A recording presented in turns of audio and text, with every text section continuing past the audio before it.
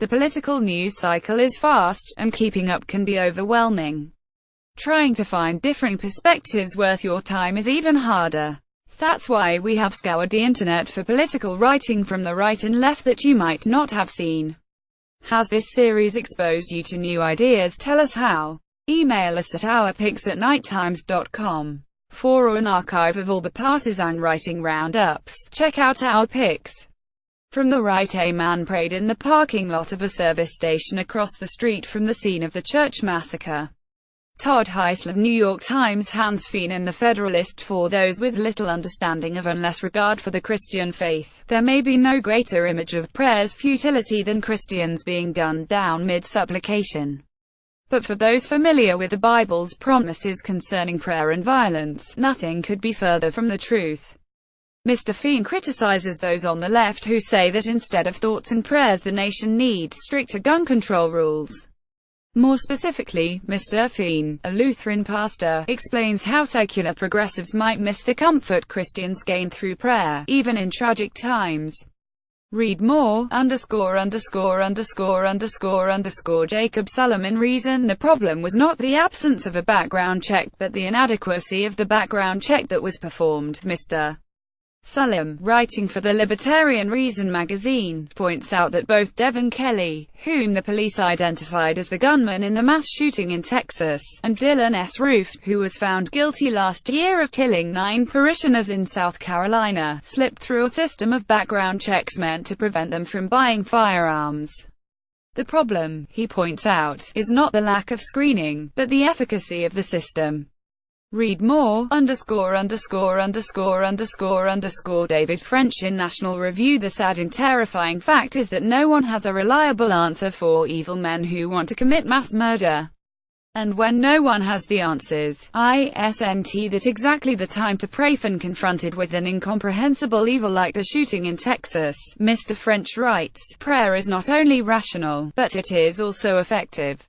Especially if you are someone who believes that God intervenes in the affairs of men.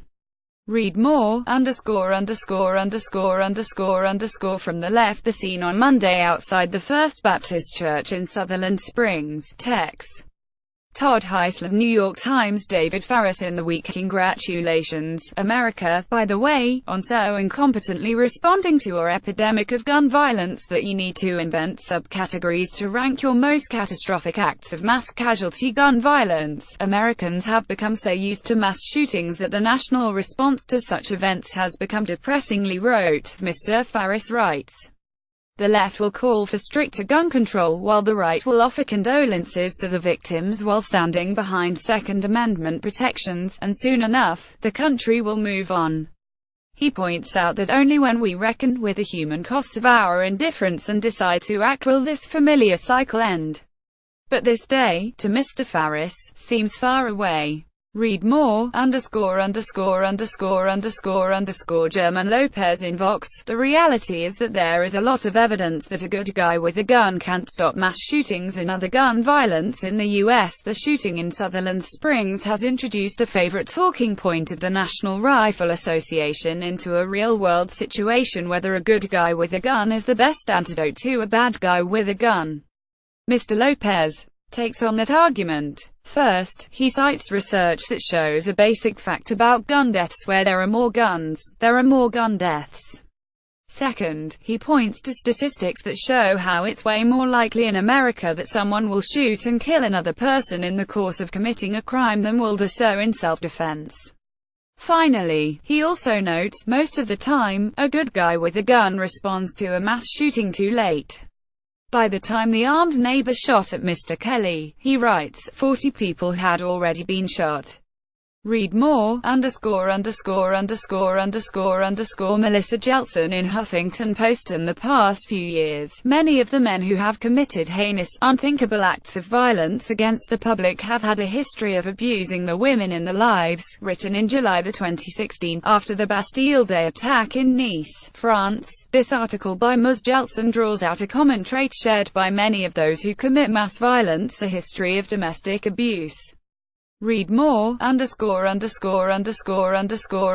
Finally, from the center quote Bardella in USA Today, it's not government's job to issue a drumbeat of thoughts and prayers when tragedy strikes. It's the government's job to enact policies to ensure tragedies don't happen in the first place. Mr. Bardella is a former spokesman for Breitbart News and Republican politicians like Representative Darrell Issa of California and former Senator Olympia Snowe of Maine. He has previously written about his break from the Republican Party, which you can read here. He is unconvinced by the sincerity of President Trump's reaction to the shooting, writing that while Mr. Trump blamed mental health for the shooting, he also signed into law a bill that rolled back regulations that made it harder for people with mental illnesses to buy a gun. Read more, Want the partisan writing roundup in your inbox? Sign up for the morning briefing newsletter of the What We're Reading newsletter. Have thoughts about this collection? Email feedback to ourpigs@nighttimes.com.